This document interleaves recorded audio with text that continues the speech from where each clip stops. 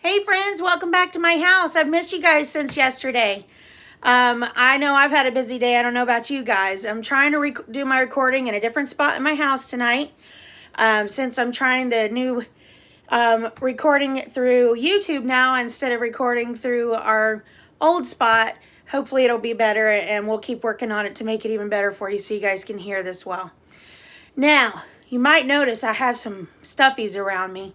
I've got an old friend over here, Garfield. He's been in our family for a really long time.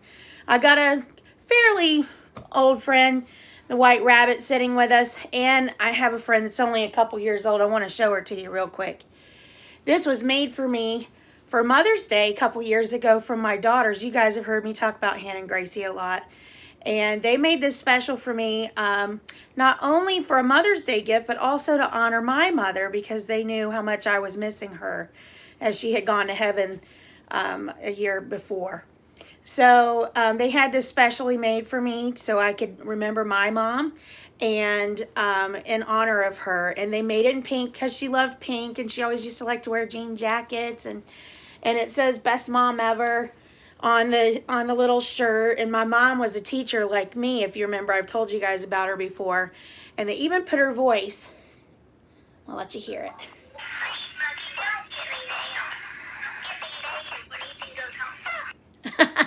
That was one night when she was playing with my little nephew Ethan a while back when he was tiny. They got that off of a video, and they recorded it in her paw so that I could squeeze it and hear it and reminisce about wonderful old times with her. So this is a special stuffy to me. Edward, in chapter 9, we heard, thanks for hanging out with us, Pinky Bear. Edward, we've heard now, has become very special to Nellie and Lawrence. And they almost treat him as if he's a child in their home. They have a high chair that stays at the table when they eat their meals. He gets to sit in the high chair. She's made clothes for him. She talks to him. Edward takes him out at night and shows him the constellations and teaches him about the stars. And Edward is truly happy, and he's realizing that his life is good. And then it left us at the end of the chapter by saying, until Lally came, their daughter. And that's where we were left hanging. We don't know if that's going to be a good thing or a bad thing. And we found out that Edward was content to come into the new town because he was just happy to be out of the sea. And we found that, she thinks he's a girl, but he's just so grateful to be loved and with people again that he doesn't care. And he's found that he's listening to their conversations. He's found that those conversations are actually interesting to him. I think maybe that's because he was at the bottom of the sea and alone for so long and hearing nothing. He's grateful to hear anything. He doesn't take it for granted anymore. And that was a bad fault of Edward's. He took a lot of things for granted. Now tonight, or today, while you're listening to chapter 10, and I think I'm going to keep going with chapter 11, I want you to be listening for, there's a spot in there. I want you to really listen hard and have your papers and pencils ready. Make sure you've thought about this question well before you start listening to the chapter. I want you to be thinking about Edward's going to find himself in another place in our next two chapters here. And he's beginning to realize things about himself. And one of the things he realizes, he comes to the conclusion as to why Pellegrina was disappointed in him. I want you to listen for that spot where he talks about that he's realized why Pellegrina was disappointed in him. And jot down what he says. And that's your question tonight. What did Edward figure out was the reason that Pellegrina is disappointed in him, or was disappointed in him? So let's dive into chapter 10 and 11. Lally was a lumpy woman who spoke too loudly and wore too much lipstick. She entered the house and immediately spotted Edward sitting on the living room couch. "What's this?" she said. She put down her suitcase and picked Edward up by one foot. She held him upside down. This is not sounding good to me so far. How about you? No, it's not sounding good. That's Susanna, said Nellie. "Susanna!" shouted Lally. She gave Edward a shake. His dress was up over his head and he could see nothing. Already he had formed a deep and abiding hatred for Lally. "Your father found her," said Nellie. "She came up in a net and she didn't have no clothes on her, so I made her some dresses." "Have you gone skivvy?" shouted Lally. "Rabbits don't need clothes." "Well," said Nellie. Her voice shook. "This one seemed to." Lally tossed Edward back on the couch. He landed face down, with his arms over his head and his dress still over his face, and he stayed that way through dinner.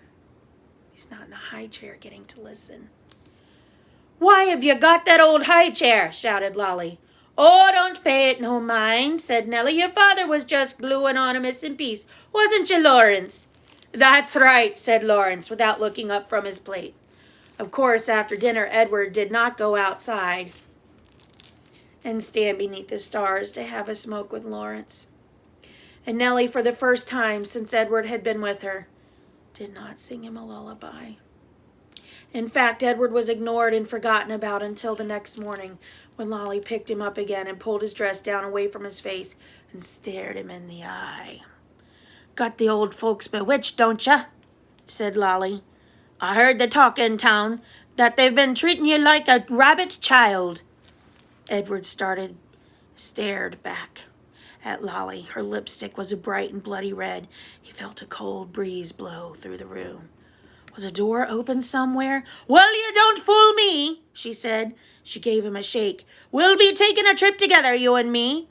Holding Edward by the ears, Lally marched into the kitchen and shoved him face down in the garbage can. "Ma!" Lally shouted. "I'm taking the truck. I'm going to head out and do some errands." "Oh?" came Nellie's tremulous voice. "That's wonderful, dear. Goodbye, then." "Goodbye," thought Edward, as Lally hauled the garbage can out to the truck. "Goodbye," Nellie called again, louder this time. Edward felt a sharp pain somewhere deep inside his china chest. For the first time, his heart called out to him. It said 2 words: "Nellie, Lawrence." That's the end of chapter 10. I'm going to go on to 11. That sharp pain that Edward was feeling in his heart, do you think that was because maybe he's starting to love? He wants to remember their names.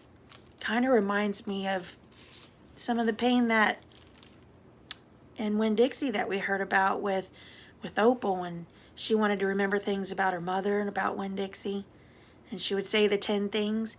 Remember, this is the same author, and she's talking about losing someone that you love.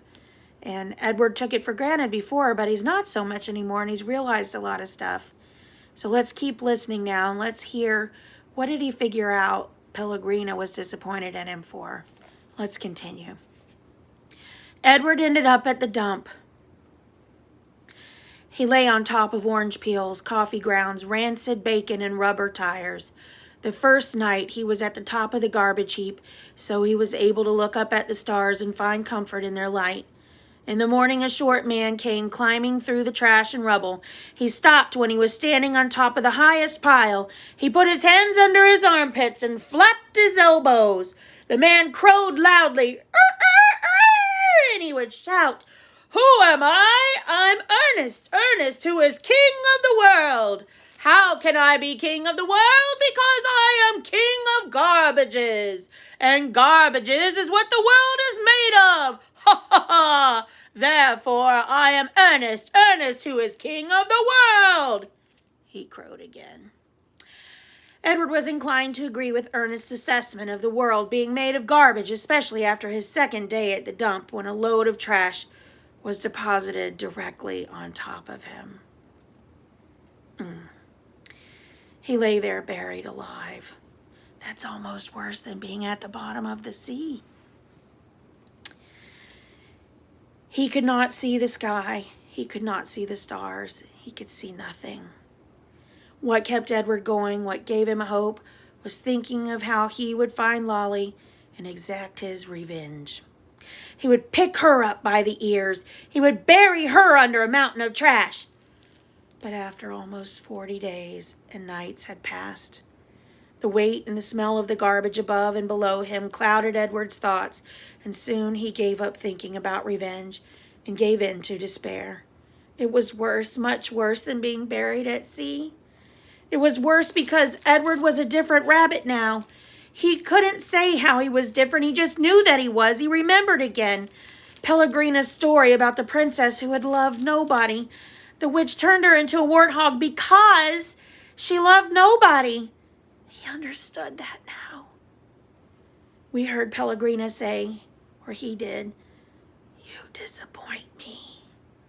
Why? He asked her. Why do I disappoint you? But he knew the answer to that question too. It was because he had not loved Abilene enough. And now she was gone from him, and he would never be able to make it right. And Nellie and Lawrence were gone too. He missed them terribly. He wanted to be with them. The rabbit wondered if that was love. Day after day passed, and Edward was aware of time passing only because every morning he could hear Ernest performing his dawn ritual and cackling and crowing about, being king of the world on his 180th day at the dump. Salvation arrived for Edward in a most unusual form. The garbage around him shifted, and the rabbit heard the sniffing and panting of a dog. Then came the frenzied sound of digging. The garbage shifted again, and suddenly, miraculously, the beautiful buttery light of late afternoon shone on Edward's face. That's the end of chapter 11. Now, why was Pellegrina disappointed in him? He thinks he's figured it out. I want you to write it down for me. I want specific evidence in full sentences. I look forward to reading your responses, and I'll see you again tomorrow with chapter 12. Love you guys. Bye.